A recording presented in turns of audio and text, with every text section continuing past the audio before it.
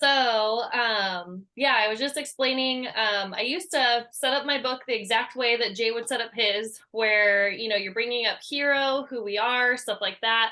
But I felt like, in our tournament deck that we send out to tournaments, we go through like our background and who we are that way first, because that's really where everything got started. I usually bring up, Crank Golf and Elite and everything. And so I decided to go back to that because that's what I'm more comfortable with. But Brian was saying that that opens the doors, some of these courses host quite a few events throughout the year for you to at least get in and get those leads and stuff like that first. And then describe, how we ended up developing the hero program 3 to 4 years ago now. And I feel like that's just made me feel more comfortable personally since I've been with the company for so long.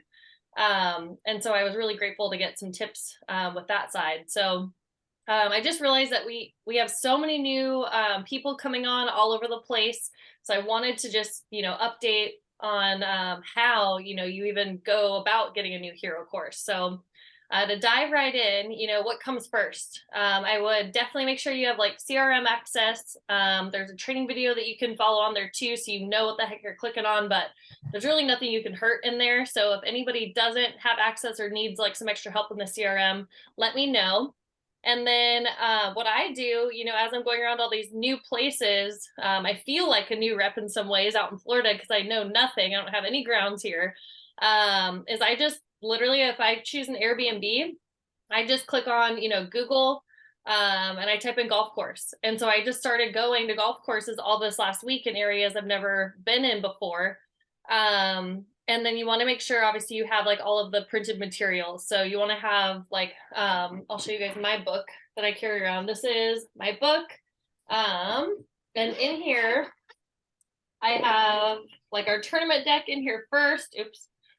In like these like nicer, like laminated or whatever, like files that goes through like all of our tournament stuff. And then it goes into like the hero program. But I also have like all of my business cards in here, a pen, there's like a notepad on the back. And then there's this nice little filing in here too. So I have like the mini decks for hero and for our elite presentation that are already stapled together. And I just staple them with my business card. So if somebody's not available or they don't have like a ton of time, here you go. Here's my information. Here's my card. And, when can I schedule an appointment to come back and meet with you and you have more time to like look it over? Or if I end up talking to somebody behind the counter and they think that their golf course is really going to love this, which I was really happy. I was going around with Joanne in Orlando and the Ritz-Carlton's golf course wasn't even on her list. And I'm like, why? Let's go in there. And it's connected to JW, and we actually have a couple Marriott courses in Palm Springs. So me just knowing that, I thought, oh my gosh, I could name drop a couple courses that were already in. Maybe that'll help. And the guys behind the counter were all for the program. They just weren't the decision makers. So we scheduled an appointment for next week.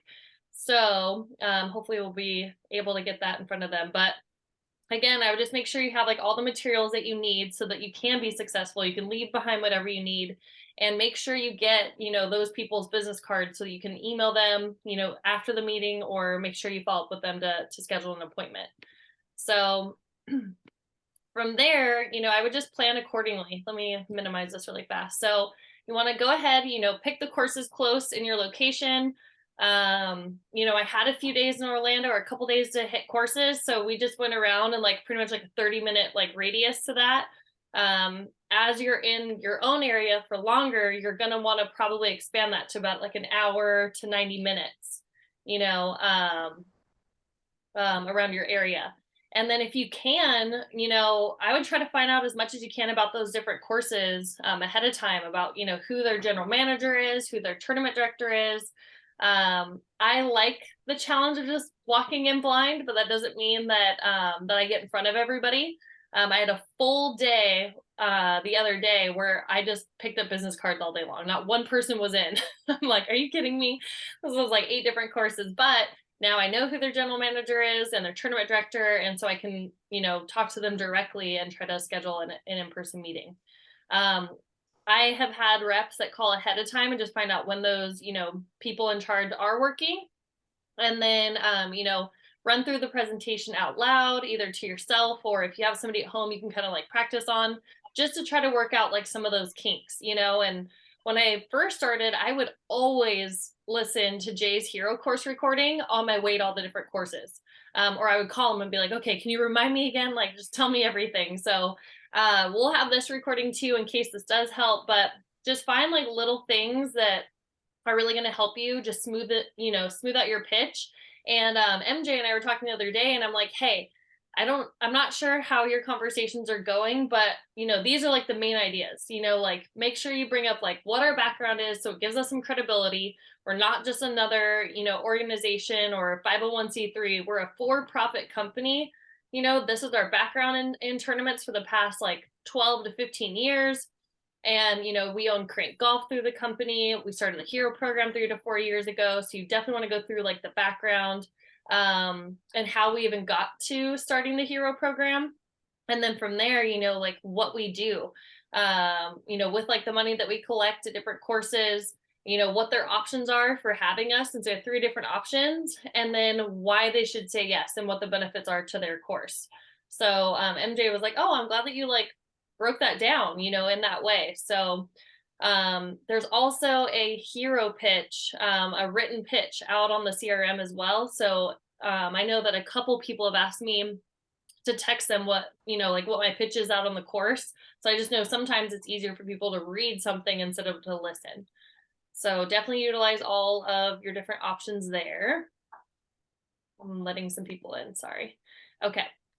So from there, before you walk in, again, I would try to listen to Jay's recording, or read the pitch.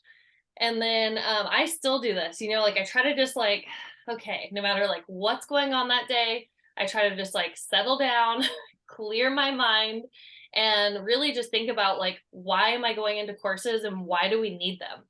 And so like this, of course, we're trying to get new courses so we can make money. This is part of the business, but the bigger picture and why, like I'm so passionate about this, and a lot of like the OGs in our company are passionate, is because it's for something so much more. When you start to meet some of these guys out on the course or like within our organization that are fully living life, and they have 1 to 3 different limbs missing. They are, either golfing or they're surfing or they're, just like living everyday life like nothing has bothered them. It's amazing to like see, and they're positive. And so just like really reminding yourself like, hey, like we're trying to get new courses so we can get more guys, their prosthetic legs or arms so they can play sports. We want to help them get their service dog because, most of them have almost taken their life several times. They get back and they're just like, they have no idea what to do. They want to go back a lot of times to war, and they can't. They're literally not allowed to. They don't know what to do with their life now, and like they see themselves as being different now. So that helps a lot. We help guys get like counseling. We help kids, with scholarships that have lost their parents in the line of duty. So just running through the bigger picture on why we need these courses outside of just making money for yourself and for the company will really help. So then the people you're talking to, they can literally feel, your passion for it. So definitely make sure you guys go through your own, steps before you walk in. So just remember, the other day, I went into like several courses over and over and over again. Nobody was available, to talk to me. And I'm like, what in the world? Can I just get one? Like, let me sit down with one person so I can get one start date. And so just having to like remind yourself like, okay, this is a new course, keeping your positive attitude. You're, excited to share this amazing program, and it's easy. You can be in and out in 5 to 10 minutes, if somebody's around and available. It shouldn't be this like long drawn out process, although Jay will tell you differently and he'll end up sitting there for 30 minutes to an hour. But a lot of us can't present that way and can't get their attention for that long. So that's okay. But what I would definitely make sure that you do is try to build rapport with them. I do that to actually calm my own nerves. So I bring up like, oh my gosh, I'm like, I'm excited that you're here today. I'm like, you guys are busy. As I was in Orlando, a lot of the golf courses all of their parking spots were taken. So I was parking like pretty far, and I'm like, wow, like that's awesome news in January, good for you guys. And so I kind of like bring up like, hey, how long have you guys been here? You want to bring up like different things just to build like that rapport with them. And then again, I would bring up who we are, where we started, and kind of like walk them on that journey. And you do need to name drop a little bit, like, hey, we worked with some of your local high schools, local churches, but we've done some of the biggest, baddest like golf tournaments in the country as far as charity events. Robert has been to a lot of amazing tournaments, PGA events, but for us, that is working with Clint Eastwood out in Tehama, for doing, the Dallas Cowboys golf tournament, being the only company that's able to partner with the American Cancer Society is huge. They got burned by a couple other companies. They wouldn't let anybody else in, but they allowed us. And so bringing up, where we started and why we ended up turning to starting like our own hero program. And so you can give them examples of hero day setups, which I'll go over, and of course, why this is a benefit to them. But I'm going to show you guys, exactly how I would pitch. And so I just bring up that, these are a couple of the organizations that we fundraise for. We do different organizations based on state. But for the Fallen, for example, Athletes for Vets, the American Heroes Foundation, those are nationwide. So these are real life pictures of people that we've helped, get their prosthetics and their service dogs. And so we're just excited to be a for-profit company that really prides themselves on only keeping 5.3% of whatever we fundraise and giving the rest of it back to these charities. So to be clear, we are a for-profit company. We fundraise for 501c3s and nonprofit companies, or organizations, I should say.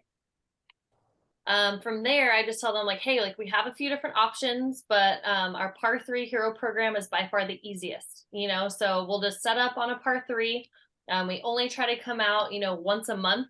If you're talking to a private course, I tell them I'm a member at Bear Creek. It's a private course in Southern California, and we only want to set up on major holidays that make sense. So we just set up on Veterans Day, we'll do Memorial Day, 4th of July, holidays that make sense. But with those courses, we actually team up with them for a lot of their golf tournaments. So we try to sponsor and help out with any sort of golf tournaments that they have at those courses. But generally, we're setting up about once a month during normal play. And don't worry, we don't slow down play at all. We're really cognizant of that, especially being in the tournament world. So everybody gets to come through, they get to try to win a hole-in-one for free. From any tee box. If they get it, then they split $3,500 with our hero program, but they're actually going to spend their half with you guys at the golf course, however you guys want them to. Then we are collecting donations. They can donate any amount. It could be $5, $20, $100, whatever they want. But by them donating, not only are they added in for closest to the pin on the hole with us to win money later on, but we also hand them what we called a virtual gift bag. And so that's filled with discounts and offers to go play golf all over the country with different courses that we've partnered with. But then there's also discounts on like food, apparel, clubs, and all sorts of things. But at the end of the day, with everything we collect, we always want to make sure that we're spending money with you guys, as a thank you for allowing us out there to fundraise. So we're going to take 10% of what's raised, and we're going to get gift cards from your pro shop to gift to first and second place. So it usually ends up being around a couple $100. And then I just, I usually kind of blow through the other ones. I ask them, are you familiar with Crank Golf? And, usually they are. So I just let them know, we're really known for World Long Drive. My father's one of the 2 owners of Crank Golf. And so they made a Hero Edition driver for us. And anybody who buys them, a big portion of that sale goes to help out our hero program. And so we've learned that on the 18th hole, since we set up during normal play, that people are a little more open to trying out a driver. If not, no big deal. We'll still take donations on the hole. We want to share with them, what we're fundraising for with the hero program. And what we do differently is we'll actually give them a raffle ticket to win a gift card to your pro shop that day. And I try to share with them that like, hey, we're not going to slow down play. Hold on, I'm adding a couple people. Sorry, guys. And if people want to try out the drivers, awesome. If not, no big deal. We'll just set up, another day for them to demo it out on the driving range. Which leads into, we do demo days. So I actually just had a golf course kind of near us up in PCB up here. And they loved the demo day idea. And I haven't done one in several years.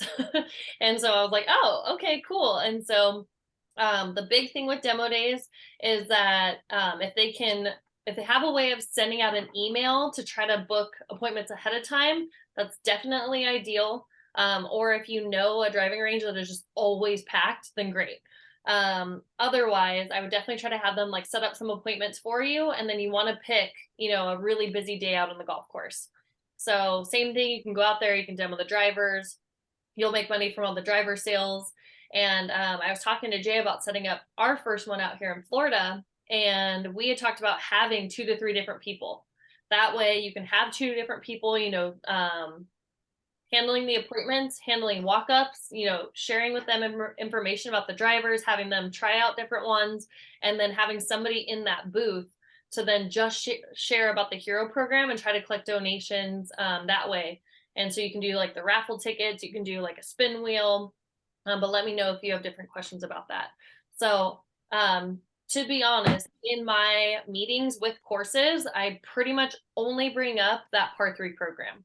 I blow through these other ones and I just tell them, hey, we have a couple other options, but our Par 3 program is the most popular, and we do that one, the most, it's the easiest. So from there, you want to bring up, I tell them this like verbatim. I just tell them like, to be honest, most courses, they want to support our program. Most people are, supportive of military and first responders. But the reason why a lot of the courses I go and I talk to say yes is because we want to market your golf course for free. And so we have what's called a virtual gift bag. When people donate on the hole, whether it's at a Hero Day or a golf tournament, we hand them a card and it tells them how to pull it up on either their phone or their computer. But again, it's filled with discounts to play golf at the courses that we've partnered with. So we would love to drive more business back to you guys for allowing us out here to fundraise with whatever, offer you want. And so I give them examples, I just had a course give a free beer with their round, or a lot of courses will do 4 play but 3 pay type deals, or 20% off in the pro shop. And I would have extras on you to hand to them so that they can check it out and they can have, an idea of what's on there. So they're able to tell you what to put on there right away. But what you want to do is try to like create like that vision for them, that we are almost fully nationwide. We're handing this out almost daily, at golf courses, tournaments, Hero Days, all kinds of stuff. And so if anybody's ever traveling, to Florida, California, whatever area you guys are in, Hawaii, MJ's in Hawaii, when people are traveling, they're going to want to pull that up and they're going to want to see what courses support us, and they want to go support those as well with those offers. So it's actually free marketing, and we're literally handing those out to millions of their exact target market, which are golfers, throughout the year. So this is trying to, kind of breaks down how the virtual gift bag works, how they can pull it up, stuff like that. So objections. I feel like, I know for me, this was my biggest fear. I'm like, what if they ask me something I don't know? And so I started to think about, what do I see the most? And I'm going to try to minimize this thing on my screen. Okay, so here we go. Slowing down play. That's why I bring it up in my presentation a couple times now, because I would get through everything and they'd be like, well, I don't want to slow down play. Well, the people that we're hiring have been doing golf tournaments with us, and that's like our background. So we know more than anybody not to slow down play. That's not going to happen. And we'll even skip groups if we do see that it starts to get backed up, because it does tend to get backed up on busy days on a Par 3 anyway. So we literally won't pitch groups if that's an issue. And then we've also heard that they've had a bad experience with the other guys. For anybody new that has not heard, I'm going to try to cover this quickly, but the Hero Golf Tour is another company. They also go by PTSD Heroes. I single-handedly trained their CEO, Christian Snyder. Um, and then we ended up catching him for, stealing from us. He was going to several courses and just not, putting anything in the CRM. So when we fired him, he went ahead and he started his own organization. Well, unfortunately, they have grown to be quite big, and they are not handling their courses correctly. They'll go out to courses several days a week. They won't buy, the gift cards, all these different things. So if that happens, I would bring up that you do know who they are, that they used to actually work for us and then started their own company, and that our reputation is absolutely everything to us. So we can't have a stellar reputation, and be able to work with all these different people if we were doing stuff like that. So we would love to change their minds if they'll just allow us out there to, and give us a shot. Another objection is that they're private. So some courses just, think like, oh, like we don't want to bug our members. And so I've been really grateful that I was, able to get a membership, as I think I got it in September, just to be able to say like, hey, like I am a member at a private course. I totally understand. What about major holidays, that makes sense, like Memorial Day, 4th of July, Labor Day, stuff like that. And then you actually want to flip that conversation. So I would ask, do you guys host very many golf tournaments, for different charities throughout the year? Well, some of them say no, oh, all we have are really like member guest tournaments. We don't really do any outside ones. Okay, no problem. Well, let me know if we can come up for Memorial Day. Other ones, they do host a lot of them, like my course back home. And so from there, I would be like, well, we would absolutely love, to sponsor as many of those as possible with our different programs on our tournament side with Elite. And we've even had courses do what we call white labeling, where they take our Par 3 program and they actually build it into their contracts with the different organizations. And so it's up to you on how you guys would want to do it. If you want to just tell me who to contact for events, or if you want to build it in. But what we found is it kind of gives you like another leg up on other courses in your area, because not only is your course beautiful, people want to bring their tournament to somewhere private, but now you're giving them a free hole in one. We're also covering closest to the pin prizes. We're giving them virtual gift bags, and we're fundraising for their organization, and it's all for free. So it does help a lot of times with kind of giving them just like one more reason why they want to book your course. Another objection is, they don't want to ask for money on the course. So we just honestly learned that, and even some of like the nicest, most expensive courses, that a lot of the golfers are on the same page with us, as far as like supporting military, first responders, and they honestly like appreciate the fun switch up as long as it's not done too often. So if it is a super ritzy course, I would probably go back to, hey, we can come out, major holidays, or what kind of tournaments are you guys hosting at your golf course? Can we contact some of those, or do a white labeling so that we can at least help with the events?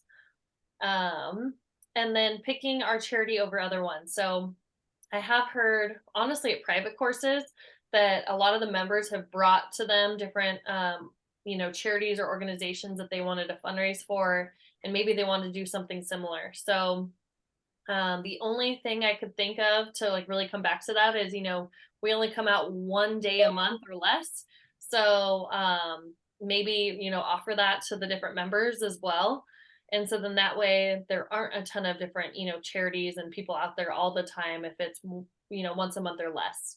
But then again, I would switch that conversation and I would try to go into, sponsoring any of the tournaments and different charities that they host at their golf course. So that would be it for objections for now. And then, once you set the date, so if you ever text me and tell me that you're going to courses, this is probably something I'm going to say, like, okay, get that date, good luck going and getting a start date. So I would choose a date or two that works for you in the golf course. I literally whip out my phone right there and bring up my calendar so that I can talk to them about like which date works out. And then I just ask them just to like keep like that conversation going and to build rapport again, what hole they suggest you set up on. I like to set up on the second par three on the front nine if you can. All courses are a little bit different, but reason being, I would like to give them, some warm up holes beforehand, especially a par three that they've already warmed up on. So what's nice is you have leeway. If you have something important later on in the day, set up on the first par three, and then you're done earlier, in the day. You're gonna have to get there earlier, but you'll be done earlier too. And then same thing, say you want to sleep in one day that you had a really long week, then you can set up on one of their last par threes. But again, be prepared that you're not going to probably see anybody until like 9 o'clock, depending on their first tee times, being on one of the last par threes, but you're going to be there until dark for sure. So, I would get their card, and then I would go onto the CRM, make sure you get all of their information in there, put in any sort of like notes, even if it's like personal notes, just to make sure that you're always building that rapport and you're always bringing up something before you go in again. That's just personal that maybe they said in that meeting with you. So, and then definitely make sure you order your materials. That would definitely be important. And what I do is I usually call a couple days ahead of time, and I find out what their first tee time is. So then I just tell them like, hey, I don't want to miss anybody. What's your first tee time, on Friday? So I can kind of calculate if I'm setting up on a hole 7, what time I need to make sure my setup is fully done or, ready for. And then what I've also learned, once you get that closed course and you walk out, if you're anything like me, you're kind of on like a closer's high. And so I would go pitch again as soon as I possibly could, because you're going to have like that closing, like yes, like radiating from you. And so it's going to be a lot easier for you to go into other courses and to be able to pitch them. And they're going to feel like that excitement and want to say yes to you as well. So just a little, bit of advice for continuing your day and not ending it there. But I know I went through a lot of this quite quickly. So does anybody have a question or want me to go back and cover any piece of, bringing on a new hero course and what the heck to do?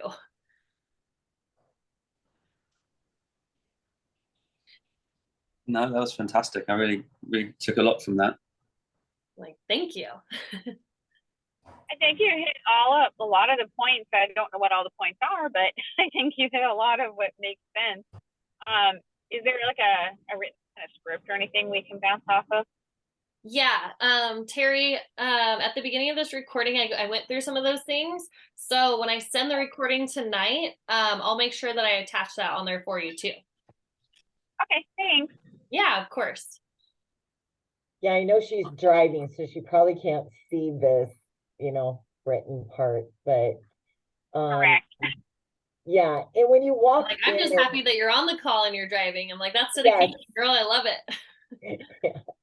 and I know, Audra, when you walk in, you do always create that rapport. And Brian's the same way. You guys have that personality where you're like, hey, what's up? Like, and you guys have that like cool personality, Brian, what do you say? I want to hear from you. Is that okay? Sure, it's okay. Put you It's on the always spot okay. there, Brian. I'm a bad example. I really am. I don't like using myself as an example because I feel like I have an unfair advantage like Jay does when he walks in. And that's just the truth of the matter. I mean, Jay can spit out a line like I'm one of the 2 owners of Crank, and all of a sudden they have a little bit more of attention because he's the owner of something. And if I spit out my background of professional golf and running tours and so on and so forth, and the stuff, the golf talk, then I have an unfair advantage. So I do. I keep things very, very candid. I've read over the script. I've been in sales since I was, 18 years old in some way or another, and I don't like scripts. However, the more you do it, you develop your own script anyway. I've sat in several times with Jay, and it's, for the most part, it's about 95% the same thing every time.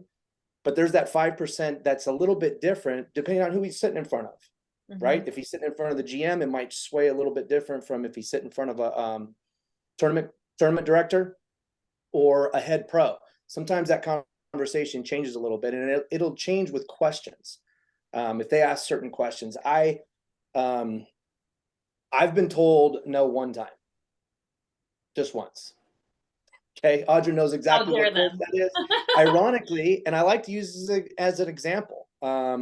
It's my home golf course. I run a Saturday men's club there. I'm part of the Saturday and Sunday bigger men's club. I'm the high school golf coach that plays out of that golf course. I've known the GM for 20 years, and he still told me no. He's told me no 10 different times. If you go, I was going to say, go back to the objections. His biggest thing is slowing down play. That's the number one thing that he always tells me no about. And, we'll talk about, keeping things quick, keeping things moving, skipping a group, all the things that Audra covered. And then he'll say, I don't want during regular play, public play, somebody asking for money. And I do actually like the way that she put the objections on the screen. Some of you might be driving or might not be able to see it, about how most people support military and first responders, right? I mean, you generally have any kind of a conversation with somebody, they want to support in some way or another. A lot of And I guys think that's come up and they have their wallet in hand before I've even pitched them, Right. Absolutely. Absolutely. And believe me, it's like a personal goal. And a little bit of a frustration too, to not have my own home course as a hero course, which is, utterly ridiculous in my mind. But we're going to get that sucker white labeled. I don't know if you touched, Audra, I was on about 5 minutes late. Okay. I actually prefer, I did. I started the Lonnie, meeting with, I make sure- actually changed my whole pitch and everything because of you. yeah, so I I actually said in my book prefer, how I bring up tournaments first. yeah, I do. I prefer to talk about what it is that's going to get them more excited, because we're making them look better as a course and what they can provide at no additional cost to them. Mhm. So automatically, when they're doing, a public course that's a busy golf course is going to do anywhere from 50 to 100 tournaments a year, somewhere in that ballpark. My home course probably does 75, 80 tournaments, and I want a piece of that. I bring probably 10, almost once a month, I bring a tournament to them. And I haven't been able to white label this yet because he's still a little bit combative with that. And I've got to be able to, I don't know, one day I'm just going to bring the entire team in there. I'm going to bring in Jay, I'm going to bring in Audra, and we're just going to infiltrate the place and say, look, you can't say no. This is ridiculous. Hey, I'll be there for 10 days to let you know Yeah, but coming up. And I for thought me, we when did I a was in good job, Arizona, Brian. I thought we did a good job on Thanksgiving, it's fun. Yeah. We didn't slow down play. It was a fun day, Yeah. Yeah, absolutely. Absolutely. So I prefer to start with the tournament thing. I think it's an easy, softer, first conversation. That's just my preference. And then I can kind of go into, by the way, I know you might only do 1 or 2 tournaments a month. However, we'd like to come out specifically. I like how Jay starts with 4th of July, Memorial Weekend, maybe Veterans Day, something like that. Those 3 major holidays, say, hey, let's start with that. Whatever the next one is from when you're there in that course and talking to that person. Let's say, what's the next one we've got coming up? Memorial Day, right? That's the next big one. Yeah. Can I come out on Memorial Day and spend 8 hours out there, trying to help our military and first responders and, give us a shot. If you think we do a terrible job, I won't come back. Simple as that. Yeah, there's no contracts. That's important to know too. Huge. I have a first day hero day tomorrow here in PCB, and I just told them like, hey, I'd love to just show you how it works, and then you tell me if you want me back next month. So I think that they appreciate that a lot of times. I want to touch on one more thing, Audra, that you mentioned earlier. You talked about passion. So I'm a big believer in what we do. I've known Audra for quite a long time. I'm a little bit newer as far as being on this side of the company. She's done a million tournaments for me. I forwarded a bunch of tournaments to her. But when you walk in, you've got to understand that technically you're not a salesperson. And that whole conversation changes when you have a passion about something versus selling something, right? If I'm working for AT&T and I'm selling cell phones, that's a different way and different rapport of talking one-on-one with somebody versus the passion about raising money for military and first responders, what they actually need. So make sure that when you're doing that, what Audra said, and clearing your mind in your car before you walk in, understand you're walking in there for passion.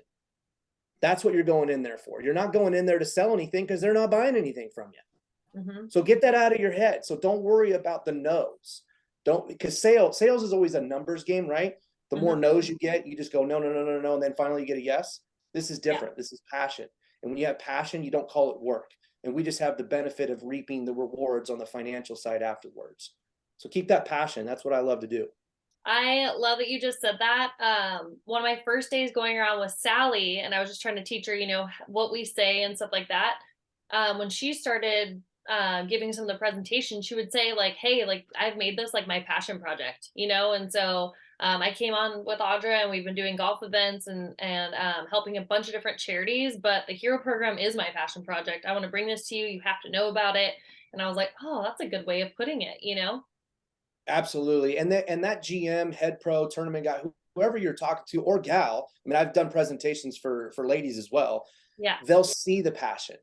It will just exude from you if you are genuinely passionate about this and you're not thinking about, hey, if I close this course, I'm going to make X amount of dollars the next couple of months or this year on this golf course. If you take that completely out of your mind, I know it's easier said than done because we're all motivated by different things. I mean, I know Audra likes to make money. We all like to make money, right? But that comes with hard work. But just, I'm telling you, passion, passion, passion, it will come out in a positive way to that person that you're talking to, that course, and you'll get a lot better response from them. Like, I love that. I'm like, thank you so much for the tips. Does anybody else have any like questions or anything that they want to add at all? So can you do the pitches and setup at golf courses on their regular schedule? So if they've got tournaments at their venue, can you go and deliver it all on their schedule, on their terms, rather than just go for the big holiday days? Yeah, so generally, depending on the type of course, our public courses, we try to set up once a month. Private courses, we want to set up during holidays that make sense. And then resort courses, we could set up, you know, anywhere from 1 to 4 times a month because they're going to always have new people coming through. And then if they host tournaments for other organizations, we have a version of the Hero program that we do at tournaments. But then we also have like the Crank It hole. We could send long drive hitters. We do player packages, all kinds of stuff for their tournaments too. Okay. Hey, Robert, what I would Yep. suggest on the dates is I would just ask them, especially if it's the first time, I would say, what is the best day of the week? You know, this coming month or next month or whenever it is they're going to start with you. Have them control that date. And then once you get the course and you go out and you kick ass that first time, then you can call back and you can say, hey, I'd like to come out. You know, the first time I came out on a Friday. You told me Friday's the busiest day of the week for me. I'd like to come out on this Friday of this month the next time. But ask them, because I tell you, every course is different on what day is the busiest. Like I have another course in my area. For whatever reason, they do more rounds on a Wednesday than they do any other day during the week. That's bizarre. Like us. We have 2 first day Hero days tomorrow, you know, and I was like, oh my gosh, this is so weird. Yeah, it's bizarre. This is great. You know, that's a nice change up, but yeah, you never know. Yeah, that is weird. I like that. It's nice making money during the week instead of only on weekends. So. Can you hear me? This Oh, yeah. is MJ. Anyway, over in Hawaii, I need the continuous encouragement and passion and all that stuff. I need to fly back to get some training, I think. But the biggest problem over here is the phone systems don't work at, anyway, most golf courses, they're not very good. So you have to show up. And then when you do show up, there's nobody to talk to right then. And then it's like, even when they say they'll be there tomorrow, then they're not there. You know, it's anyway, so far it's been kind of frustrating that way, but it's going to get better. Yeah. It's That's that where Hawaiian time, huh, Matt? Everyone works on that Hawaiian time. I'm so sorry about that. That is frustrating. That's really what's happening. It is. It's a real thing. If we show up, it's whenever we feel like it. Yeah. Oh.